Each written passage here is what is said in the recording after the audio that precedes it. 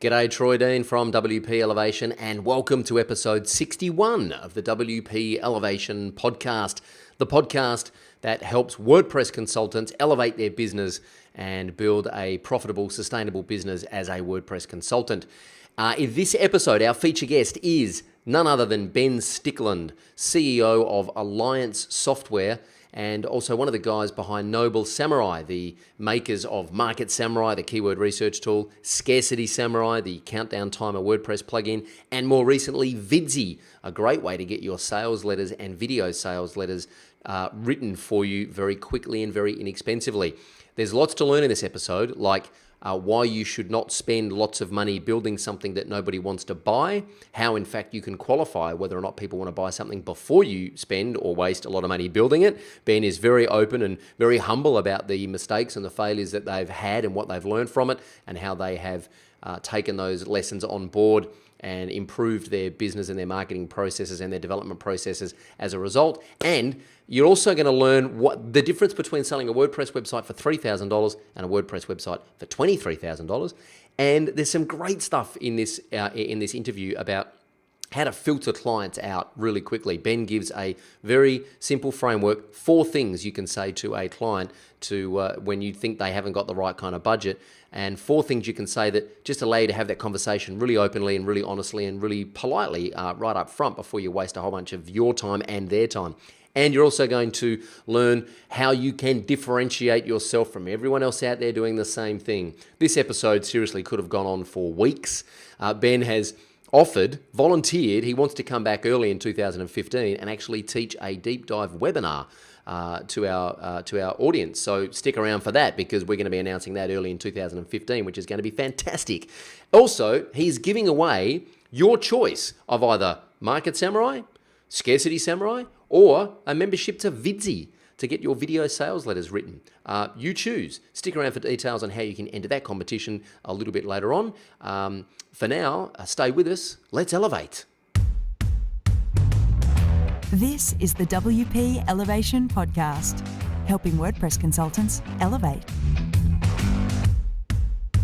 This episode of the WP Elevation Podcast is brought to you by Video User Manuals, the WordPress plugin that puts over 75, I think, videos in your client's WordPress dashboard to teach them how to use WordPress, how to use WP SEO by Yoast, how to use WooCommerce, and how to set up and install and read the Google Analytics reports, courtesy of Justin Catroni, Analytics Advocate at Google. He's given us his videos to include in the plugin as well. Of course, you can turn any of these videos on or off. You can rebadge it, put your own logo on it. You can,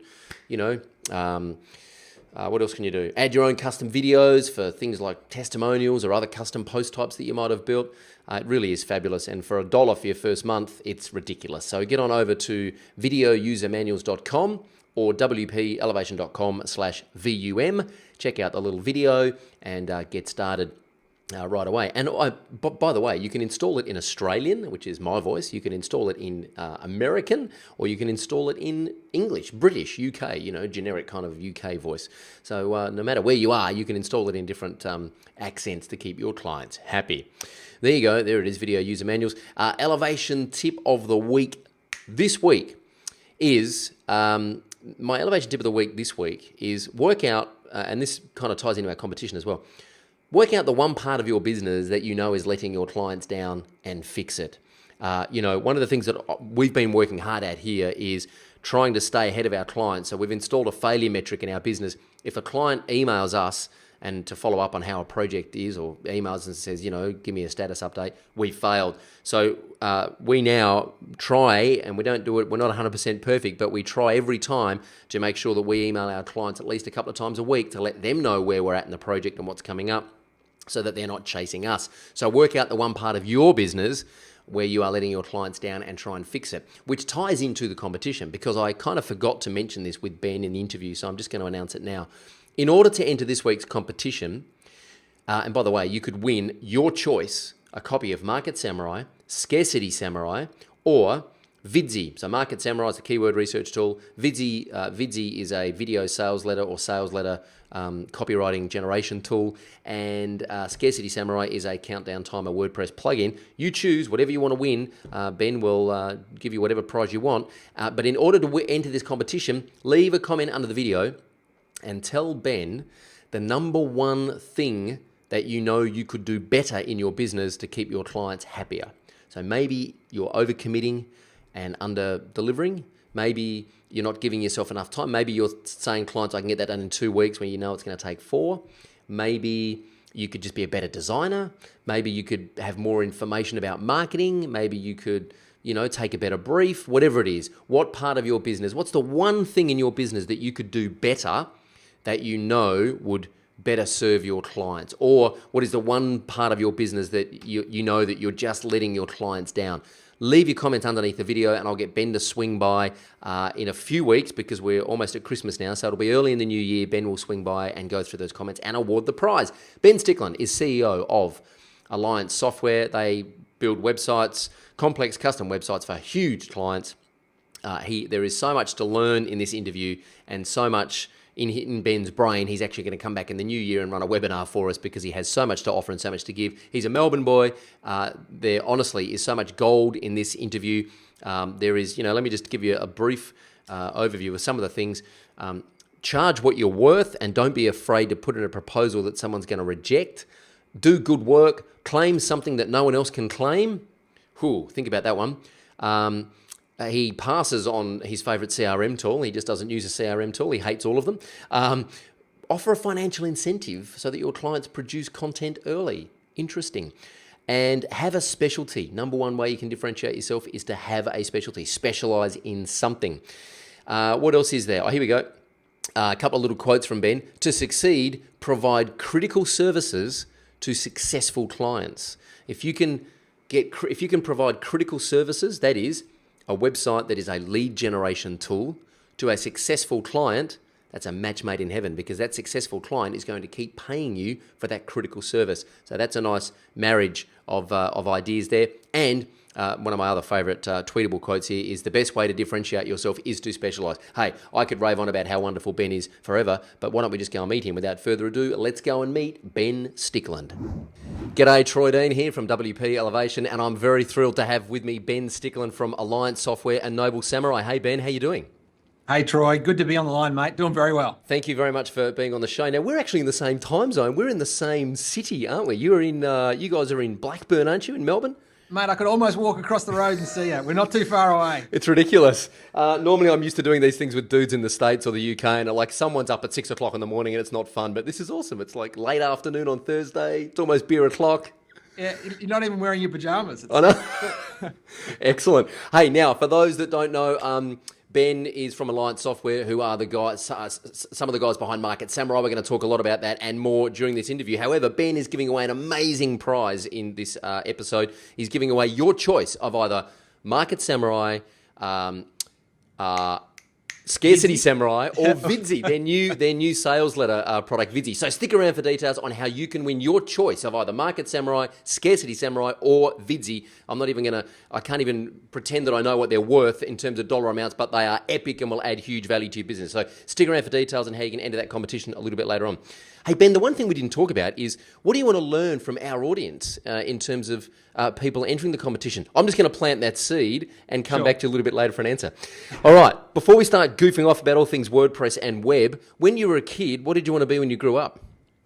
And this is going to sound really nerdy, but I made heaps of money as a little kid selling plants. And I had a huge glass house. In fact, all the kids in the neighborhood, I had this massive glass house. All the dope dealers, all the marijuana dealers used to come and say, "Hey man, you should grow dope for me." Well, I was just going to say, were they legal plants or were they illegal? Yeah. I literally made thousands of dollars selling tulips on the side of the road. So I thought I was going to be this plant king of the world. And then one year we got this, just wiped out the whole year's crop, and I was devastated because I didn't know what the hell I was going to do anymore. But when I was a little chopper, selling plants was how I used to make money, and that was going to be the thing I was going to take over the world for. Fantastic. I've never had anyone say that on the podcast before. So when did you discover the web and think, hang on, there's something in this? And it would probably be, so I did a computer science degree back in the early 90s. And it was, the web was just, Mozilla, the browser, before even Netscape was out then. And I remember looking at it, and I remember the very first time I looked at it, and it actually didn't make sense to me what I was seeing. And I had to click through a couple of web pages. I remember that moment dawning that this content was actually coming to me from America in real time, and thinking, wow, this thing is pretty cool. And then I remember the realization that HTML wasn't like this dark, complex, magic. In fact, HTML back then was so ridiculously simple. And so, it was pretty much during university that I thought, yeah, this thing's pretty cool. And I suppose commercially, towards the end of university, I started doing contract web programming for, basically because it was better money than McDonald's. And so that was when I sort of, I suppose, established realized it was a commercial venture as well, not just something to find, look up jokes and stuff. And at what point did you discover WordPress? Was that part of kind of the developing websites for clients, kind of part of your professional life? Yeah, and I'd have to say no in that from our end, we made the mistake. See, we come to this from a very technical background. So we are we're the Alliance team is about 20 guys, and more than half of those would be programmers. And so we made the mistake of trying to beat WordPress for a number of years, and we had our own CMS that we were sure was going to take over the world, and as a lot of web development firms do, and that was obviously a mistake, as we all know. And so really, I would say that, we've probably only settled on WordPress as, I won't say our only, but probably our most common CMS platform that we deploy, probably only in the last 3 years. Certainly in Samurai, we've just observed, it literally runs half the world's websites today, or whatever the number is. And so, in that we saw that's where the market was, and so, we started developing plugins for it from that perspective. So I would say we're probably a little bit late to the WordPress game, if we're being, upfront, but certainly can see the power. Was it instant? Did you, when you first saw WordPress, were you instantly enamored with it, or did it kind of, did you think that it was going to become a CMS, or for you was it just kind of a blogging platform and that's where it belonged?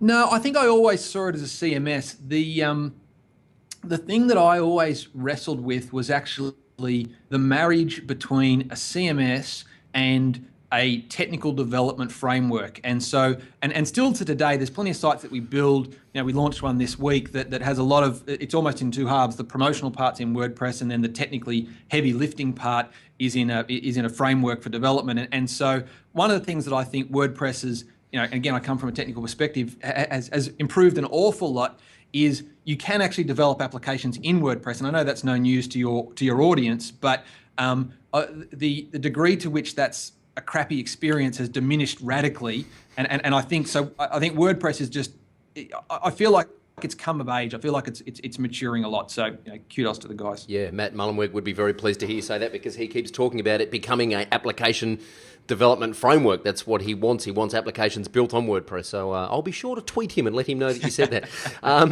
Because I'm sure he's got nothing else to do with his time. How do you describe what you do in one sentence? When you meet someone for the first time and they say, hey, Ben, what do you do? What's your elevator pitch, so to speak? So if I was talking personally, I'd say I'm a technology entrepreneur. If we're talking about Alliance software, I'd say we build complex custom websites. And if I was talking about Samurai, I'd say we build tools and software applications to help small business owners succeed online. So it depends on which hat I'm wearing on the day. When you say complex custom websites, is that a deliberate filtering mechanism to kind of filter out someone going, oh, awesome, I need a website and I've got $50 I'll give you? Yeah, and it's true. If you think about it, one of the things I discovered early on in a consulting business, I think the key to success is to provide critical services to successful clients. If you can get those two parts right, critical services, successful clients, then by definition, you should be in a money-making enterprise. And so we went through this phase where we tried to push really hard into what I call cookie cutter websites. And so we'd try and push out a whole bunch of, sub $2,000, sub $3,000 websites, and we don't touch them anymore. We've moved away from that. And the reason we realized it is, ultimately our business model for a consulting firm is selling time, and a lot of people will bag that for a whole bunch of different reasons. But if you're going to be in that business, you might as well sell lots of time. And if you do work with a little bit of complexity in it, by definition, you must sell a reasonable amount of time. And I like the distinction you make, selling critical services to successful clients. Because that's absolutely. That's one of the hardest things when you start out is finding successful clients. Usually clients come to you and they need a website because they think that's going to help them succeed in their business. So like, I know we're jumping ahead here, but given that distinction, how do you filter it? Like, how do you know that your client, I've seen your portfolio, which we'll talk about in a minute, but how do you attract successful clients and weed out the ones who aren't successful? And part of it, the thing about, I think, a lot of consultants, and I remember it, when you start out, you kind of just do anything for anybody because you're desperate to make any money. But as soon as you start to get some critical mass, you have to actually have the ability to say no, or you have to be really comfortable to put a proposal that someone's going to reject. And so I've become very comfortable quoting a price. I wonder whether a lot of the people on this podcast would almost shudder if they knew how much we charge for a WordPress website. To give you an idea, that we're doing one at the moment, and it's probably 100 pages, and it's got a reasonable amount of custom design in it, and I think we're selling it cheaply at $25,000. So we don't play in the $2,000 to $3,000 website space. That's not our kit. Getting back to how you justify it, part of it is we just made a decision that there were clients that were struggling to afford us, and it wasn't our fault or their fault. It was just simply a bad match. Yeah. And so we had a series of pretty honest conversations, and I'll have those honest conversations up front. And we also made sure that we were offering something at the high end, and I could go into detail on it, but essentially it would be fair to say that the thing that we do on the high end is we can solve very hard problems. So we have the capacity, we've got a range of developers at the top end of the spectrum. And so when we use WordPress, we're using WordPress as part of a larger solution. We never pitch ourselves as a WordPress developer. We pitch ourselves as someone who can develop sophisticated websites. And the thing I've seen people do in the WordPress space in order to make money without what we've got, which is deep technical skill, is they've gained a really strong knowledge of some of the things that WordPress does particularly well that most WordPress people don't use. So you might, I was talking to someone this morning about some plugins for WordPress that are really world-class learning management platforms. And so you might go out and start advertising and start promoting the ability to develop learning management platforms. Now, it happens to be that you can install a $300 WordPress plugin and configure some stuff, but they're not coming to you as someone who's a WordPress developer, which people starting out can compete with at a very low cost. Their whole pre-framing is that they're coming to you as someone who can sell them a learning management platform, and instantly people looking for learning management platforms, that conversation starts at $20,000 and goes upwards. But it's still WordPress. Yeah. Do you know what I mean? Yeah. So, and WordPress just becomes one of the tools in your toolkit that you use to deliver the solutions to clients. Yeah, exactly right. So, and we do a little bit of AdWords advertising, not a lot, but it has been, I will say, the return on investment's been good for us. The little bit of AdWords advertising, we will try and target keywords, and I won't mention what they all are, but we've got certain keywords that we kind of know that the people looking for this, that they most likely will have in the back of their head a reasonable price point. Yeah. And so, I just get far fewer phone calls today from people who are expecting a $1,000 website. This is a really interesting distinction because I imagine, one of the things that I've learned over the last sort of 6 or 7 years is that most incoming inquiries into your business are not going to be a good fit for your business. When you kind of first start out, that you get to a point where you realise most of these incoming inquiries just aren't profitable for us. If we keep going down this path, it feels kind of hard and counterproductive to say no to incoming inquiries if you know that they've got a minuscule budget. How do you kind of get the confidence to say, look, we're just not right for you? How do you turn the work away when you're first starting out? Yeah, and it's hard when you're starting out because the reality was the first 2 years of my business, I think I made $20,000 in the first year and 24 in the second. And if my wife wasn't a lawyer, I'd be singing for my supper. Well, it's interesting. Maybe I should say the phrases that I say to people when they first ring up and I get this sense that they might not have the money. I'll say something to them like I'll say this. I'll say, you need to understand in the web development industry, there's 4 levels. The first level is actually outside of Australia, where you can freelance something to somebody in a third world or in a cheaper location, and you're going to have to manage that really tightly. And people sometimes have great experiences, and sometimes it's really horrible. But you'll get stuff done for hundreds of dollars. The next level up is someone who's in Australia and needs to buy food in an Australian supermarket. And they might be working from home, but so they've got low overheads, but you won't have the same cultural issues, but you're going to need to pay a bit more for a home-based operator, and that project's going to be measured in thousands of dollars. And then there's the next level up, which is us, and the benefit that we give you is that you'll have a dedicated account manager. There'll be multiple developers who know your stuff. If somebody's sick, somebody can still pick it up. If we get too busy, on one project, we've actually got 20 staff. We can shuffle stuff around, but you'll pay a premium because we've got developers at the high end of the scale, and we've got a corporate office and overheads and all that sort of stuff. And our projects are measured in tens of thousands of dollars. And then the next level up is you can go to IBM. IBM will build you a WordPress website if you ask them to. They'll just charge you in the hundreds of thousands of dollars. So there is levels for everybody, and you just need to know you're talking to someone in that $10,000 spectrum, and that there's a lot of people, and I'll say to people, if you want someone who's a home-based operator, no problems. I know the guys, and I do. I know a couple that do it really well and work from home, and they probably charge a third of what we charge, and they've got they can churn out a pretty quick basic WordPress site, and I will literally give away their details, and those people may give me a commission or send me a bottle of wine or whatever.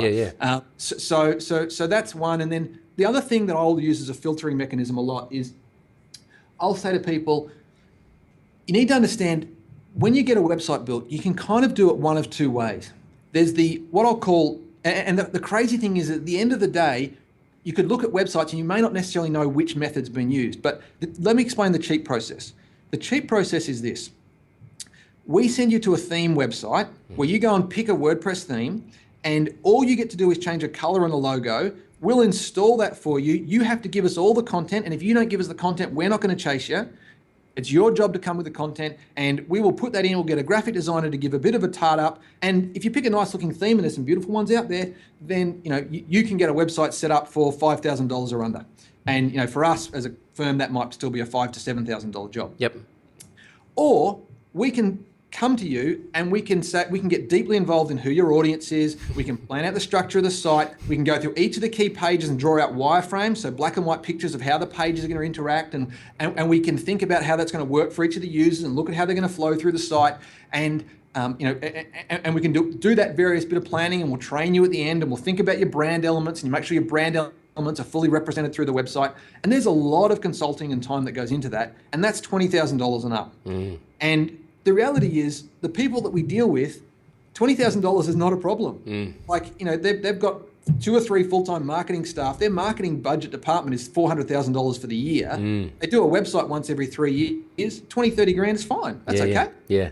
And a lot of people on your podcast need to maybe get their head around the fact that there are a lot of people out there who will very comfortably pay $20,000 for a website. Absolutely. And you know what? It's I remember the first time I sold a website for over $20,000, and at the time I think it was a Business Catalyst site we were using, which was promised so much and delivered so many headaches. But anyway, that's another conversation. And we eventually bounced back to WordPress. But I remember the first time I sold a website for over 20 grand, and the guy said to me, after we'd signed the deal, it was for $22,500. After we'd signed the deal, about a week later, the guy said, I had a budget of 40 to spend on the website, and I reckon I've got a good deal. And we were wrapped because, and I remember thinking at the time, never make a decision on behalf of a client as to how much their budget is or how much value they think you're bringing to the table. Let them make that decision. Your job is just to educate them and tell your story, but never decide for them what it's worth. Let them make that decision. And the other thing that I like to do is I'll talk to a client and I'll get an idea of their needs, and then I'll quote that, but then I'll always give them 5 optional extras. Do you know what I mean? I'll say to them, do you want the landing page template customization? Do you want this? Do you want the email marketing integration, blah, blah, blah? And I'll just list out 5 or 6 things. And for the time it takes of literally 5 minutes to list out other options, because it's all boilerplate stuff that I've got in my quote documents anyway. Yep. half the time they'll come back and go, oh yeah, we didn't, yeah, that actually sounds pretty good. And for 5 minutes worth of work, you've sold in another $3,000. That's right. So what, and it's no insult to them to give them options, you know. Yeah, that's right. That's awesome. That's great. Well, I could just do this and forget about the script and just wax lyrical about this stuff for days. Hey, before we get kind of deeper into this stuff, which we are going to, what do you spend most of your time actually doing day to day? Because I'm looking at your website, and your website, by the way, is beautiful, and B, the fastest website I've ever come across in my life. What the hell are you doing in the back end? I clicked on, I Googled Alliance Software, clicked on the link, and before I even time to blink, the homepage was in front of me. I'm like, Jesus, how did that happen? Yeah, and I can't take the credit for that. We've got a couple of dedicated front end developers, and a good front end developer is worth their weight in gold. Now, I should make a confession. I stopped actually developing websites myself probably 7 years ago now. Yeah. We've got 30 staff, and if you ask me what I do, I manage staff, I recruit, and I sell. That's what I do. Perfect. Awesome. I love it. And because on their website, it refers to you. I love this. There's all these cartoon characters of you guys on the website, and it says here, get started with a free strategic consult, which I want to ask you about in a minute. And then there's a little picture of you with a headset on a microphone. It says, Ben Stickland, online business strategist. So I figure that you are the first touch point when a client comes in the door. You're the first person that you want them to interact with you first, yeah? Yeah, and so again, this is just, I suppose, laying bare the elements of our business model, but there's nothing bad in here. Essentially, what I do is I will talk with clients and get a really good sense of what they want to do. As I said, a big part of that is the lean process that we may get to today, and the in doing that, I'll typically do the quoting and the sales process. And I will, for all of our clients, I will always be a sounding board. So if they want to bounce ideas around, I'm always happy to make some time to do that. We've then got 4 dedicated account managers, and our account managers will run our projects. And so a lot of web development shops will have, 1 salesperson for every 2 developers. We've got 1 salesperson for 20 developers. But the reason being is I always look for projects that form an ongoing part of a client's business. And because if you form an ongoing part of a client's business, all you've got to do is give good service. I say to our people, we don't have to be, we think we want to do all this special stuff, but I said, all we've got to do is not screw up. I said, our industry is full of people who screw up all the time. And if you just simply don't screw up, and when they ring up, you give them good service, you give them what they want, and I'll have brainstorming sessions with clients, but most of our quote unquote sales is an account manager just being nice to a client. They answer the phone and say, yep, we can do that. And that'll take, we'll have it for you in 3 weeks, and it's going to cost $2,000, Yep. And that's our business model. Yeah. Awesome. Why do you think it is that, because I agree with you, and we've spoken about this I think we spoke about this at Dale's conference up in Sydney. Why do you think this industry has such a bad rap? Why do so many people screw up in the web dev space? Do you think it's because people bite off more than they can chew? Yeah, and I do think there is that. There's certainly the biting off more than you can chew. I mean, one of the problems that we've got is, and it's interesting, it's a squeeze that we're feeling right now. If I was being really honest, I think right now we're probably disappointing a couple of key clients much more than I would ever like to. And it's because we also have the notion of capacity constraints. So if you think about it, right now, we've won a lot of good work. And then you've got the problem that you win work, and then you get regular clients who ring up and say they want stuff done. And we're probably better able to handle that than most because we've got 20 staff and we can shuffle things around. But that problem gets really, really magnified when you're a one-man band and you take a big job because great, you got a whole bunch of work, and then you're working 60 hours a week, and then all of a sudden 2 or 3 clients ring up with other stuff, and you're just physically constrained to actually serve them. And so I mean, we solve that just by having, when you get to our size, you can actually have a bit of slack and you can have some quiet resources and things. But that's I think that's another part of it. So people promise stuff they can't deliver, and I think there's lots of reasons for it. But promising what you can't deliver is probably a big one, and then actually, with all good intentions, just getting busy. What's the one thing that keeps you awake at night about the business?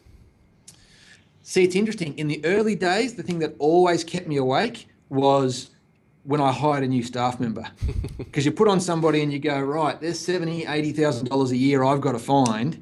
How the hell? Because that would always be the pressure in my world. I sleep pretty well, truth be told. And I'll tell you the thing that has helped me sleep well though, is we've got really a lot better at the way we handle our bookkeeping. And we have, and it sounds like such a trite little thing to do, but we've got a one-page document that I get my accounts people to prepare for me every fortnight, and it tells me my profit for the fortnight, so I'm not diluting myself.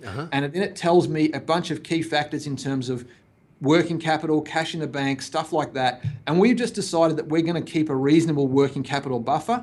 And what it means is that we can have a bad month or two and nobody's getting the sack, nobody's under pressure. You know, we will always keep at least a full month worth of working capital, which is the full cost of running your business. So if the business runs at, 2/3 capacity, we can ride that out for 3 months before it really starts to become a problem. So it sounds funny, but a little bit of good accounting and just a report that we can understand. Yeah. I like it. I've just made a note of that and I might pinch it myself. What do you do when you're not working? How do you, I mean, I'm making an assumption that you actually have some downtime, but what do you, how do you stay balanced? And look, it's interesting because one of the things I've learned, if you're an introvert, you really enjoy time on your own. And if you're an extrovert, you actually get energized by time with other people. And so I've got 2 kids. And so anyone with young kids will know there's a fair whack of time there. But it would be fair to say that outside of that, my favorite thing at the moment is just literally just hanging out with friends. And so I'm a pretty social guy and I've got a bunch of friends that, all in a similar stage of life. So my ideal is what we did on the weekend. We just had friends over for the morning and they were supposed to leave by 11 and well into the afternoon, we decided we should probably do something else. So, Awesome. If you could wave a magic wand and fix one thing at Alliance Software right now, what would it be? It would be, we have a few different tools that we use in various ways to manage projects and do our billing processes, and integrating those. There's a tool called Jira that Atlassian put out that comes a little bit close to what we want to do.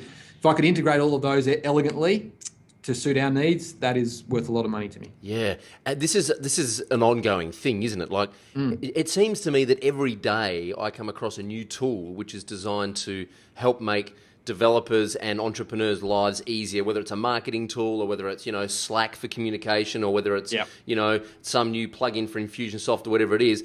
And I just keep waiting for like the one tool to pop up which solves all of the problems. Because I have this conversation with Brian, my business partner, all the time. We feel like there's so many bits and pieces gaffer taped together and held together with coat hangers that, you know. Yeah. And the problem is that a lot of the tools are built around a particular business model. So a lot of the tools, for example, handle very well large projects, or a lot of the tools handle fixed price projects really well. And there are other tools like help desk software that handle ongoing ad hoc requests.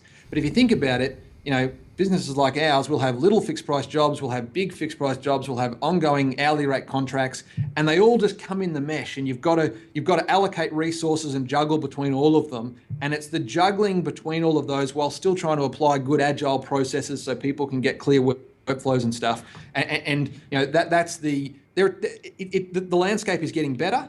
But it's still not a solved problem in my opinion. Do you, talking about account managers, do you guys have project managers as well, or do your account managers kind of double as a project manager? Yeah, that word is interchangeable in our world. Right. Okay, good. Nice short answer. Now, let's talk a little bit more about the Ben Stickland of today and what you're doing with the different hats that you wear. So I first came across you I was a Market Samurai customer. Ed Dale, actually, the 30-day challenge is how I first discovered Market Samurai. I interviewed Ed last week on the podcast, and he's going live next week, and it's a really fascinating interview. So anyway, thanks to Ed. And it's always fascinating, by the way. If you haven't heard Ed's one, he's just a crazy guy. He's got a lot of energy. I really like him. So do I. Ed mentored me last year for 6 months, and I've got so much time for Ed. He's a fascinating dude. So, and then I saw you speak at Dale Beaumont's Business Blueprint conference. We were both up there speaking at one of those conferences. How do you kind of know between Alliance Software, between the Samurai stuff, how do you kind of know what you're supposed to be doing in any given moment? How do you triage what the priorities are? Yeah, and so that was an issue that I really wrestled with for a period of time. And what it's come down to is this: Alliance Software is the stable business that makes a solid 10 to 15% profit, good reasonable turnover. And it is the thing that gives us opportunities to do other stuff. And so we've spun off Samurai and we've got another business as well. And so the thing that's really, I maintain a strong interest in Samurai purely because it's fun. But the reality of it is that no longer needs my day-to-day hand-holding. And in fact, I think it would go backwards if it did. I think the guy who's running that's a guy by the name of Eugene, who's the CEO of that, is really quite a brilliant operator. And so my kind of view on startups and business ventures is I back the man as much as I back the idea. And so in terms of day to day, I have a responsibility inside the Alliance software business, which is basically sales. And there are at the moment when we're full of work, my life's pretty easy. When everybody else's life's easy because there's not much pressure, my life gets harder. And so day to day, that's the choice isn't that hard to make. So it's either I do have some roles inside the Samurai business around financial management, but they're pretty systemized and I can do those pretty quickly. I met Eugene at WordCamp Melbourne in 2013, I think. And he's an interesting dude as well. Actually, I should get Eugene on this podcast because he's you should. And it's an interesting thing to say that I reckon I come to work every day and I actually couldn't name another person that I have more respect for their intellectual capacity. I mean, he's a good manager and other things as well, but he's genuinely actually, I haven't met a smarter person. Like he's just off the charts. And he started out as like a web dev for Ed, didn't he? Like years ago he was doing... Yes, so he and Ed have done a range of various bits and pieces in the past. And the other guy that sort of drives our marketing here also used to work for Ed. Right. And Huge and Anthony Fernando became good mates that way. And so he did that through university and then came out of university and worked for Ed and has sort of played a range of ideas in businesses. And the funny thing was, I mean, he was the general manager in Alliance for a few years and I think was really, I've got to give him a lot of credit for the growth in that business as well. And then had the idea for Market Samurai and I at the time, and Market Samurai has been incredible. We've got 500,000 people who use the software and 80,000 odd paid customers. And so I thought the idea was a dud. I thought it was hopeless. But what I did do is I believed in Eugene, and he said he wanted to do it, and so we basically threw all the resources we could at it, and held on and said, "Dear God, I hope this works, because if it doesn't, I could have paid my house off." And that's not far from the truth, because Yeah. I think someone, I can't remember who it was, but someone published some figures once, and you guys sunk a lot of money into Market Samurai before you actually started selling it, didn't you? Oh, absolutely, yeah, and we've, not that was a mistake, but it's not a mistake if it works out well, and that one worked out well. But I've also been a part of projects where either I or a client has sunk 6 figures plus into projects that have gone badly, and those processes and kind of the heartache of all of that has been really where we've come to in I suppose this whole lean methodology and getting our head around the lean processes, because I just think there's an awful lot of heartache that you could actually avoid. Yeah, we're going to come back to lean in a minute. I know this interview is like this could go on for hours, but I'm going to come back to lean in a minute. But I just want to touch on Anthony Fernando, because so Anthony was the guy that made the videos for Market Samurai. Yeah, is that right? absolutely. Yeah. So I spent hours watching Market Samurai videos with Anthony, and actually learnt a lot about basic SEO just watching his videos. And the thing, I mean, Anthony, the thing to his credit, I mean, he has a doctorate. He's a smart guy, and he's got a doctorate in education. I mean, he's a fascinating. He is the most disciplined person I've ever met. Right.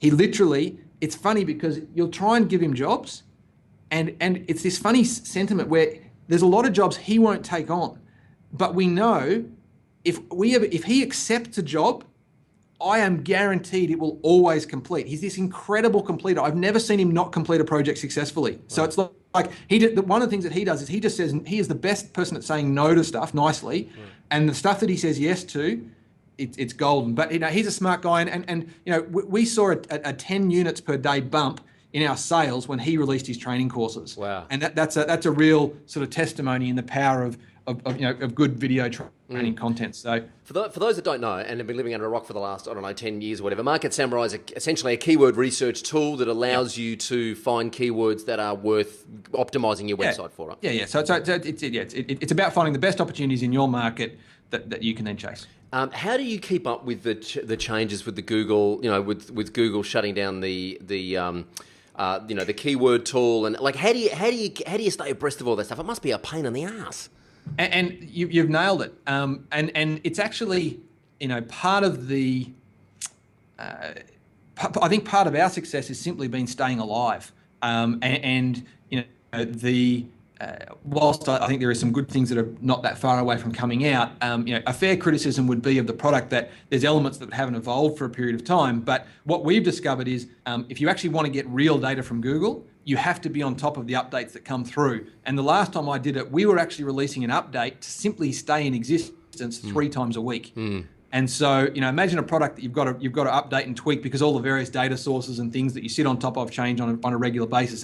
It's one of the lessons we've learned that as a data aggregator, if you're sitting on top of shifting sands, you're going to have to put a lot of work into keeping that thing alive. And so it's a combination of, I suppose, just understanding the market, but also just a hell of a lot of alerts and things that help us just stay on top of it. There are lessons here for everyone, I think, because I remember when I was using Market Samurai, it was an Adobe Air product, and every time I'd go to open it, I'd have to download an update before I could use it again. I was like, wow, man, these guys must be working so friggin' hard to stay on top of this stuff. And it's crazy. And I mean, the reality is, it's a flawed business model. If we're just talking really openly and honestly, what we've got is a business model where people get lifetime updates on a product that needs regular updating, and they pay one-time fee. And so, if you look at our, by comparison, the Visi product, which is a monthly subscription program, there's just it's just a far better model. And the only thing that saved us from being a flawed business that went under was the fact that we just sold a hell of a lot of it. Let's actually, while we're here, let's talk about some of the other Noble Samurai products. Let's talk about Scarcity Samurai, because that's when I saw you talk up at Business Blueprint, and this was your first foray into a WordPress plugin, right? Yeah, and so Scarcity Samurai is at its most, if someone who didn't really understand the product was giving it a description, they'd call it a countdown timer. So the ability to make something scarce and put a timer on it. And we've seen some pretty radical examples of what happens when you use that as a technique simply to, we're talking conversion increases well north of 100%, simply by putting something under the clock. But the other thing that you can do is it can actually create, with one WordPress plugin, you can actually create full sales funnels. So you could have video 1, video 2, video 3, all expiring and going into a 4th video based on the sign up date of a person into a list. So you can, so it knows about the 5 or 6 top major email marketing platforms, and you can integrate those, and then have you can run evergreen promotional sequences through it. So a person comes in at one point in your sequence and they actually get time limited offers through the entire process. It's not just for one page for a launch that ends this year at Christmas. It's actually it can all be done in context of when the person joined your list. So it's really about making offers timely and scarce, in your marketing promotion. It's funny, I have this conversation a lot, and it's something that I had to work through when some people come across marketing tactics like this, right? Yeah. And it fits for some people, for a lot of people, it feels a little bit kind of aggressive or a little bit icky, right? Now, yep. I kind of had that a little bit when I first started out in this space, but I've used just about every marketing tactic under the sun, and I know the ones that work, and I have no problem now because I've evolved to the point where I realise that if you've got a good product, you're doing your customers a disservice by not encouraging them as much as you possibly can to buy it, if you know that your product is actually going to add benefits to them and give them value. So I guess my question to you is, how do you deal with criticism from people who say, the countdown timers or the expiring offers, all that kind of stuff, that's all kind of sneaky marketing stuff. What's your feeling on that?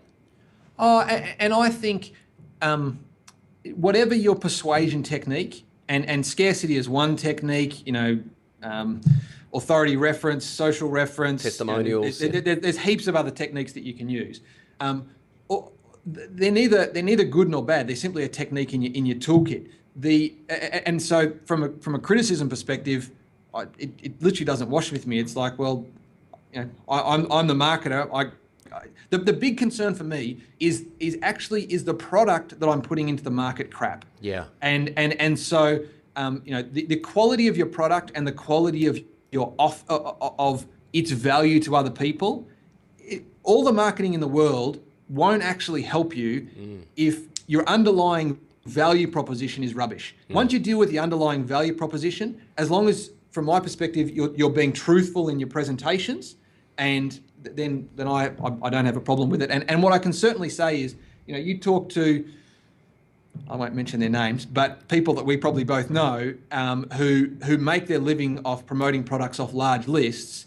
And, if you can have an honest conversation, most of them will say to you, you could take away all my tactics of marketing and leave me with the capacity to make a time limited offer, and I'll take that versus everything else. Yeah, absolutely. I agree. I mean, we about 4 or 5 years ago, we had our first 4-day sale over Christmas for our video user manuals plugin.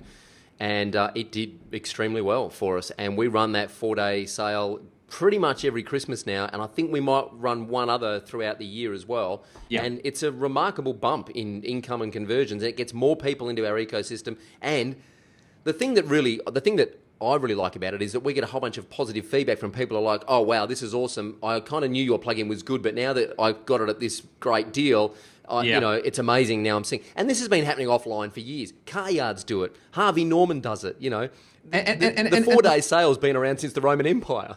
And the thing that the way that I look at it is this. We have a complete money back guarantee. And by that I mean, we might, on our things it might say it's a 90-day or 180-day. We've had people ring us up, send an email, and I think it's a bit rude to say, and you look back at their logs and they've been using this thing for 3 years. They've been using the software for ages and they asked for a refund after 3 or 4 years because they noticed a bug after 3 or 4 years that we hadn't fixed in the last 12 hours. And they asked for a refund, and our policy is we will give it to everybody. That's right. I don't want the bad blood of somebody who asked for a refund and ever didn't get it. So they'll always get a refund. So from my perspective, it's kind of like, I know that what I'm selling has no risk from if it doesn't do your business good, then just ask for your money back. It's funny, I learned this about unsubscribers from your mailing list too. I learned this years ago. Like I used to take it really personally when I sent an email and people unsubscribed. I'd be like, oh, what have I done wrong, Yeah. And so I think it might have even been Ed taught me, if someone doesn't want to, it's like being in a relationship with someone who doesn't want to be in a relationship with you. Just bid them farewell, man. Wish them all the best, bid them farewell. Absolutely. And then you've got nothing to lose, Yeah. So, no, the criticism, quite frankly, doesn't have an effect. Hey, let's talk about Visi, because Visi is very interesting. So there's 2 things I want to talk about Visi. First of all, tell us what Visi does, and then I want to get into how you developed Visi and how you took it to market. Okay, so for those of you, a really common problem for a lot of people is that they will spend an awful lot of time building a product, and they'll think that once they've got this great product that they're home. And you and I know better that if you can't market a product, the rest of it's irrelevant. And what we've discovered, and certainly from a web development perspective, is that writing quality sales copy is actually a really hard thing to do. And so the promise, and I've worked with a number of, at least in Australia, and Eugene's worked with Gary Halbert, so he's probably the king of the sales letter, that you could copywriters you could think of. But we've worked with a number of really high caliber sales copywriters, and a decent copywriter is going to command at least $5,000 for to write the copy for you. And so the promise of Visi is that if you can give us an afternoon, and we're talking 2, maybe max 3 hours, with someone who knows your product intimately, and that's what they've got to do, that's the criteria, that at the end of that process, you will have a script for a sales video. You can just use it for a written sales script as well, that is at least on par with a professional sales copywriter. And we've actually proven this a number of times where we've gone through, and we've got 3 guys on staff now who are professional copywriters. That's all they've done for a minimum 5 years. And we've actually, because when we sell our own products, what we care about the most is actually selling our own products in terms of, we're trying to sell well, but we always split test our stuff. And so we've split test a Visi sales letter versus absolutely hand on heart the very best we could do, because we wanted to generate the revenue. We weren't going to ever tell this story if it didn't work out. But we put our best copywriters who know what the hell they're doing versus what they've done in Visi, and the Visi sales letters actually outperformed the human copywriter. Wow. So in terms of what it does, it's going to essentially take you through a process that's going to ask you a bunch of really prompting questions. It's going to give you a whole bunch of examples, and it gives you a tool that you can work with. And as I said, a lot of the people who do it, an hour and a half is all they need to go through this process. And at the end of it, you'll have a sales script for a video. And we'll talk about lean in a moment, but this is the beginning of where the product is. And all I would say is I won't give away the exact next thing that's coming out, but watch this space, because there's a couple of really interesting developments beyond simply the creation of the sales script and into some other stuff. What's the price point of Visi at the moment? So it goes out at $50 a month. Right. Okay. Now tell us how you took this to market and how that was different to how you took Market Samurai to market. Yeah, so Market Samurai existed because of the kindness of Ed Dale. And so, I should say Rob Somerville as well, who's Guru Bob, right-hand mob. Yeah, Guru Bob. And so that went to market through the 30-day challenge, and then became essentially promoted through affiliate programs. So Visi started life as a product called Email Samurai, and Email Samurai was a WordPress plugin that we were sick of paying big fees at the time of about $8,000 a month to Aweber, and you pay $8,000 a month when you've got big lists. Wow. And we would have kept paying the fees. It was actually there was some challenges elsewhere as well. So anyway, we decided that we needed some independence from that, and we thought we're going to build a WordPress plugin that's going to manage our email marketing. And again, Eugene, who's quite the genius, had some really creative ideas around how we could solve a bunch of internet marketing problems that can't readily be solved by third-party platforms. But when you integrate the platform and the website together, you can actually get some solutions that work incredibly well. And so we went about building this as our first prototype, and we built that. And today, if someone receives an email, they're actually getting it out of Email Samurai. So the product exists, but it's not polished to the point where you could sell it to consumers. And so but we went out and started doing test marketing, and we went and did a whole series of interviews. And what we thought, hand on heart, and we're talking a six-figure investments come out of our wallet to build this thing, hand on heart was going to be the best, change the world, awesome product. We got crickets, you know what I mean? We got people looking at it, shrugging their shoulders, and the problems that it solved, what they basically came back and said, yeah, we can see why it solves some interesting problems, but that's what our web developers for. That's what their job is to do. And we realized that we'd solved a problem in that people only had when they had a list of 500,000 people. And so we'd kind of built this amazing product, which, yes, it saved us $8,000 a month, so it probably pays itself back in, not too long, but we'd solved a problem that people didn't need to be solved, and I'm sure we're not the first people who've ever done that. And so, with quite a degree of heartbreak, the interesting thing that came out of it was they said, because part of the product was that it's all good and well to give you an email platform, but most people can't write an email marketing sequence to save themselves. And so people have got these great platforms and can't do anything. And part of it was that it would we came up with what we thought was a really clever way to empower people who didn't have a strong marketing background to write really compelling marketing material. And everyone resonated and said, that's the thing that works. And so we put the developers on ice, and we said the way to build software is not to actually get developers to do anything. What we're going to do is follow what's now the lean methodology. And so we found we read a bunch of materials. We found one book in particular that gave a really good process that we could follow. We went and did a series of customer interviews, and each customer interview we'd get feedback, some of it very harsh, and we'd evolve the product. But all we were doing was putting up screens or pictures that you could click between, and there was nothing real there. It was all smoke and mirrors. Yep. But by the end of our the 22 interviews that came before Visi, we got to the point where 8 of the last 10 were willing in the interview to give us money to buy a product that didn't yet exist, and we would ask for money. Like that was the final question. Okay, would you like to place an order? And so that's what came about it, and we've rolled that out, and that's now a $40,000 a month revenue stream for the business. Wow. And so that's been really strong from a performance perspective, but it's also probably just given us a real conviction around the lean thing, because we've since doing that, we've probably done another 30 customer interviews, and we're now in the process of the next update to Visi. And one of the reasons people might want to get onto Visi right now is because the next update that's going to come out won't be at $50 a month, it'll be at $100 a month, but all the current subscribers can stay grandfathered in. And in terms of where we're going, again, we've got to the point where we've been doing these interviews, and the overwhelming majority of people we're interviewing who are not current customers are willing to hand over money for products that don't exist. And it's taken us a lot of interviews and iteration of the product and getting bad news we didn't want to get to that point. Wow, fascinating. Was that book Running Lean by Ash Maurya by any chance? Yes. Yeah. I know. Well, we read Running Lean. I'm going to put a link to that in the show notes. We read Running Lean, and then we actually got online and had some consulting with Ash, some coaching with Ash, and that's actually how WP Elevation was launched. We took a very similar approach. I basically sold 84 tickets to a webinar that didn't exist. Yeah, yeah. And once we'd sold 10 tickets, I rang my business partner and said, well, I've got to go and build a keynote presentation now and put a webinar together. And he said, what's going to be in it? And I said, I'm not sure yet, but I'll figure it out.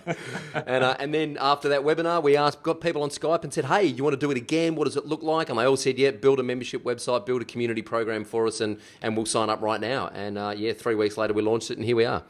Yeah, and I'll say there's a lot of books. I mean, if you look at, say, The Lean Startup by Eric Ries, that book was really good for me in terms of understanding the concepts. The thing that I'll say that Running Lean does, and for what it's worth, we have given the same Running Lean advice to a whole bunch of clients, and gee, it makes you look good. Yep. So, in terms of something you can read and use in a consulting business straight away, it's very tic-tac. It's very, you do this, then do this, then do this, and this is what the script looks like, and, Yeah, it's great. I love it. I'm going to put a link to that in the show notes. Just before we get into the elevation round, I want to talk to you about speaking. I've seen you speak in front of 300 people up at Business Blueprint, and you're really good, and you're really engaging, and you've got a good natural energy, and your presentation was great. Did you ever have to sort of? I mean, obviously you're pretty outgoing and pretty confident, but did you have to kind of? A lot of people freak out about the idea of even being on a webinar and running, talking to a group of virtual people. Any advice for people who have got that self-doubt about putting themselves out there in front of a group of people? Because I know the power of it. I know how good it is in terms of generating leads. How do you get out of your own way enough to do it?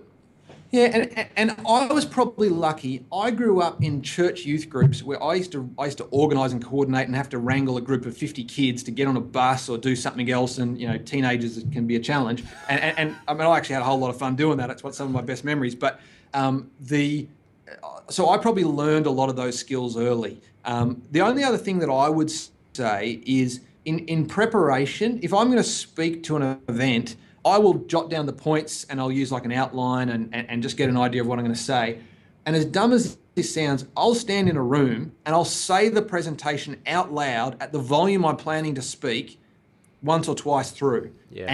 And simply the act of doing that, and it's a bit of a visualization trick, but I'll just imagine I'm in front of a large room. And it's kind of like by the time you get on the stage, it's your third time through. Yep. And so a lot of people read and know their notes really well, but they almost get caught up when they hear it come out, when they verbally hear it come out. Yeah. And so I'd encourage people, if you need to lock all the doors so people don't think you're crazy, do it. And my wife would laugh at me because she does think it's a bit crazy when I'm doing something that and look, once you've done the same thing lots of times, you don't need to do that. But if it's new content, I'll say it out loud. Yeah, I agree. Elite athletes do this a lot. They visualize the 100-meter sprint and they visualize themselves winning and then standing on the podium and getting the gold medal. They go through that visualization process before they actually get on the track. Yeah, and I remember I made a speech to our graduating year at university, and there would have been, I don't know, maybe it would have been, I'm going to guess 5,000 people in the room.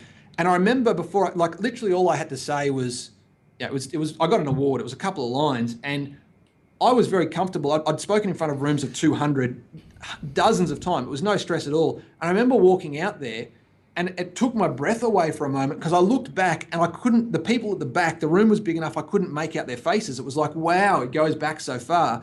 And it was the only moment that I've been on stage where I've actually gone, wow. And I think it was because I hadn't imagined what that room looked like. And, if I was doing it again, the thing I'd try and do, it sounds funny, before anyone was in the room, I'd try and run on the stage. Just literally to see the stage, see the room, get an idea for it, and then it's comfortable and you can just be yourself. Yep, great advice. All right, let's do the elevation round very quickly. For those that don't know, WP Elevation is a business accelerator program to help you build a successful WordPress consulting business. So I'm going to ask Ben a series of quick questions, and hopefully you'll give us some quick, mind-blowing answers off the top of your head. No pressure. What's the number one thing any freelancer or consultant needs to know? Charge what you're worth, don't be afraid to get a rejection. Yeah, I love it. What's the best thing you've ever done to find new customers? Do good work. These really are off the top of your head. It's great. How do you stop competing on price? Lots of different ways. You can win an initial job and then you become the incumbent and price is no longer an issue, or you can have a claim that you've got that other people can't match. Ooh, I like that. Yeah. This is really good. I learned inventing a category years ago from a guy named Dan Kennedy. It's Yeah, the best way to become number one at something is just make up the thing that you're number one at. Yeah. So the thing that I'll do, and it's a hard thing for people to match, is I'll say, look, you'll talk to lots of web developers. Probably the difference is that you're trying to start an online business, and we actually run 2 online businesses, and they have multi-million-dollar turnover. Yep. And so we can probably give you some insights to the process. No promises, but you're talking to someone who's done it before. You know, this is just off topic, this is one thing I love about having a WordPress product and teaching other WordPress consultants about running their business, because it's really hard to negotiate with that dude on price, because we make products and provide a service that help hundreds of other WordPress consultants in their daily business. But let's say you've got this problem and you're just starting out. You can't make those same sort of claims, but what you can do is you can pick a niche, and at least in the niche you can say, hey, look, I specialize in WordPress or I specialize in websites for this particular problem. And yeah, look, you can talk to any other guys, but they don't even know what half the plugins are, you know. And one of the things that's great if you're competing as well is to come up with questions that other people are going to find hard to answer. So, you know, hey, look, you know, so what are the top 3 plugins for producing learning management systems in WordPress? Because I'm the guy who does learning management systems, and the other guys who are generalists in WordPress, they got no idea what the hell the first one is. That's right. What is the first one, just in your opinion? Oh, I don't know. I found him out this morning. I've got a list written down from my friend who's done all the work. I've got no idea. Check out LearnDash. We use LearnDash quite a bit. Hey, that was one of them. There was that, and there was one other one. Yeah, Check out Justin from LearnDash. They're really good guys. I met them at WordCamp Chicago last year, and we use LearnDash quite a bit here. Any tips on writing better proposals? What I would say is actually write one, so we have a proposal that I've had a couple of key people look at and go through, and it's got some really nice graphics in it, and it's got a few other bits and pieces. And so just having a really good template, and that probably took us a couple of days to get together, that you can then rip stuff out of, is the key. So don't, get a graphic designer to polish up your proposals, because it's how you win $100,000 jobs. If your proposal looks like you just made it up in a standard Word template, you're going to struggle. Yeah, right. That's really good advice. Favorite tool or system for CRM? Yeah, I might skip on that one because I've got 3 or 4 that I'm looking at. I'm not happy with any of them. So we've got our own internal one. I'm not that happy with that either. So right, okay. What's the best way to keep a project and a client on track? Have a meeting with them at a regular cadence and give them a financial incentive to produce the content early. Ooh, what does that look like?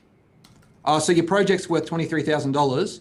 And if we'll agree on a 6-week content production schedule, and you'll get a $3,000 discount if you give me all the final content by the end of week 6, and we'll agree on some milestones in the middle. And I'll send you an email every week to tell you what content you haven't produced. So you're not going to get ticked off with me at the end of 6 weeks if you haven't done your content. But that's how I get content out of you in 6 weeks instead of 6 months. And when a project drags for 6 months, if that's the only difference between a 6-week and a 6-month project, your project will take 20% longer because of the time drag, because you had to get your head back into what the hell you were doing. Mm-hmm. And if you can force the client to be quick, you'll actually get your projects done quicker.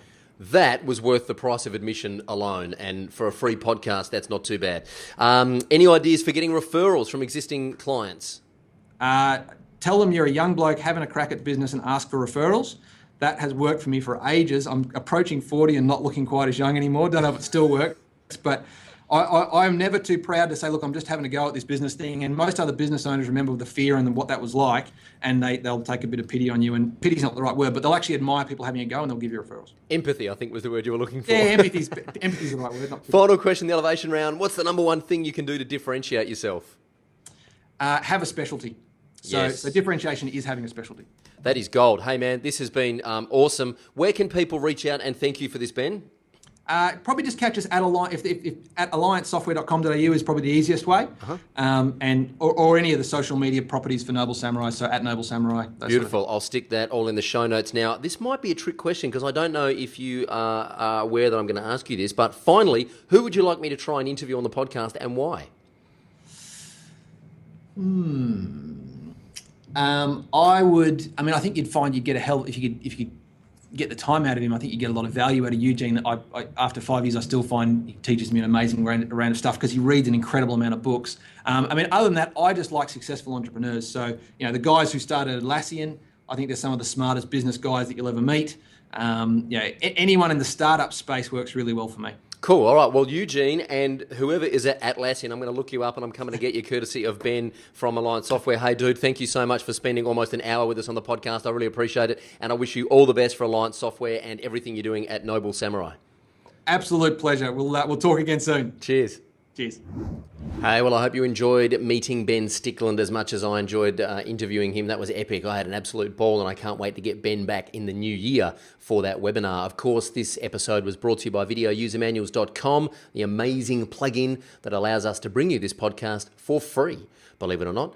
It also puts all of these beautiful training videos in your client's WordPress dashboard to basically automate the process of teaching your clients how to use WordPress and how to use the Yoast SEO plugin and how to use WooCommerce and how to set up Google Analytics and read their Google Analytics reports. That's right.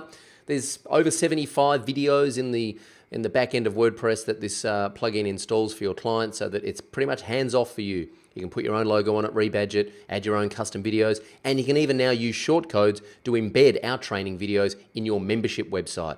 Ooh, that's a good one. And it's $1 for your first month, and then $24 a month after that. It's ridiculous.